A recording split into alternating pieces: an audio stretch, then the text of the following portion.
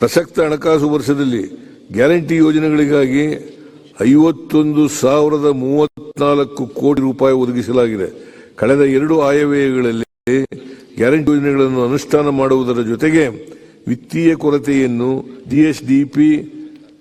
ಜಿಎಸ್ಡಿಪಿಯ ಶೇಕಡ 3 ಮಿತಿಯೊಳಗೆ ಮತ್ತು ಒಟ್ಟು ಹೊಣೆಗಾರಿಕೆಯನ್ನು ಜಿಎಸ್ಡಿಪಿಯ ಶೇಕಡ 25 ಮಿತಿಯೊಳಗಡೆ ನಿಯಂತ್ರಿಸುವ ಮೂಲಕ ವಿತ್ತೀಯ ಶಿಸ್ತನ್ನು ಪಾಲಿಸಲಾಗಿರುತ್ತದೆ ಎಂಬುದು ಗಮನಾರ್ಹ.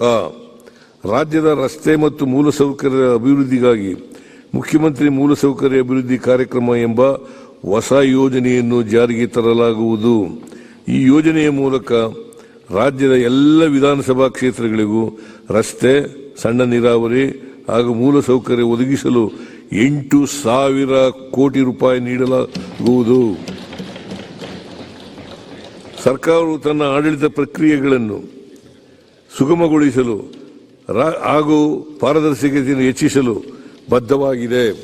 ಈ ನಿಟ್ಟಿನಲ್ಲಿ ವಿವಿಧ ತೆರಿಗೆ ಸಂಗ್ರಹ ಇಲಾಖೆಗಳಾದ ವಾಣಿಜ್ಯ ತೆರಿಗೆ, ಅಬಕಾರಿ, ನೋಂದಣಿ ಮತ್ತು ಮುದ್ರಾಂಕ, ಸಾರಿಗೆ ಹಾಗೂ ಗಣಿ ಮತ್ತು ಭೂವಿಜ್ಞಾನ ಇಲಾಖೆಗಳ ಬಿ ಮತ್ತು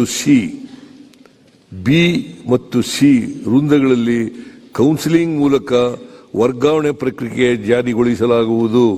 ವಿವಿಧ ನಿಯಮಗಳ ಸರಳೀಕರಣದ ಮೂಲಕ ಆಡಳಿತದಲ್ಲಿ ದಕ್ಷತೆಯನ್ನು ಹೆಚ್ಚಿಸಲಾಗುವುದು.